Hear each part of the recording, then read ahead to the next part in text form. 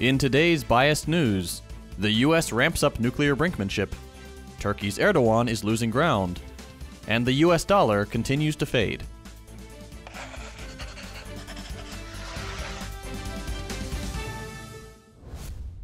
Threats leveled at the heavily sanctioned DPRK have intensified after South Korean President Yoon's 6-day visit to the US, where he and US President Joe Biden discussed ramping up US military presence in the region. The details of the visit include increased US-South Korean military cooperation and information sharing. This cooperation also includes the deployment of US nuclear-armed ballistic missile submarines to South Korea, something that has not happened since the 1980s. This is a significant and dangerous development, as the US remains the only country on Earth to have used nuclear weapons against other human beings.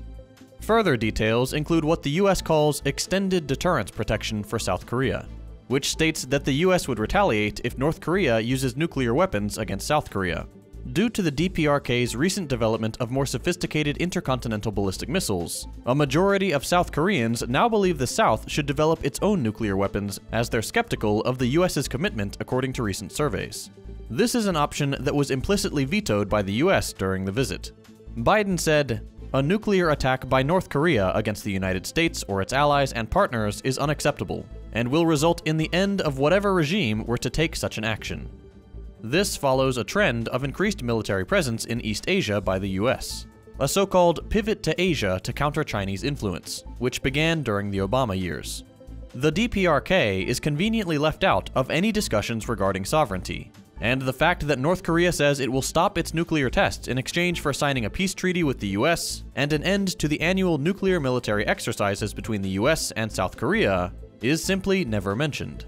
What's more, the costs of these massive war games that don't benefit the American or Korean people are paid for by those same populations, for the sake of foreign policy directives they cannot influence, nor do they benefit from.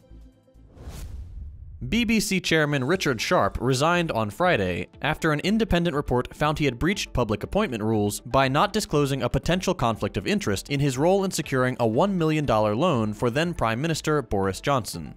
His exit comes at a time of well-deserved political scrutiny of the now proven to be pro-conservative British public broadcaster. In Ukraine, Russia has launched its biggest wave of airstrikes the last 2 months, targeting multiple cities, including the capital, Kyiv. At least 19 people are presumed dead. On Thursday, the e-commerce giant Amazon reported a profit of $3.2 billion for the first quarter, up from a loss of $3.8 billion this time last year, and far exceeding analyst estimates. This profit increase comes as Amazon has ramped up its euphemistically named cost-cutting measures in recent months. The company has announced 2 rounds of layoffs, canceled products, and pulled the plug on physical store expansions. Profit-driven market motivations for established companies firing their staff in bulk are simply seen as a normal part of doing business, and will likely lead to higher rates of firing as these megacorporations dominate larger and larger parts of their industries. Turkish President Erdogan has cancelled his election appearances for a 3rd day, after falling ill with what officials described as an intestinal infection. Erdogan is seeking a 3rd term in Turkey's May 14th elections. He had been due to appear at a bridge opening and a political rally in the south of the country, but his schedule changed on Friday to show he would attend the opening ceremony via video link. Some officials have sought to dispel concerns over the 69-year-old leader's health ahead of next month's presidential and parliamentary elections. Recent polls showed a slight lead for Erdogan's main challenger amid an economic downturn and a February earthquake that killed more than 50,000 people. On Wednesday, Argentina announced plans to use the Chinese yuan to pay for goods imported from China, amid an emerging de-dollarization wave pushed by various countries and regions in order to decrease reliance on the US dollar. Argentina's economy minister announced at a press conference that the South American country will stop using US dollars to pay for Chinese imports, and will instead use yuan for settlement.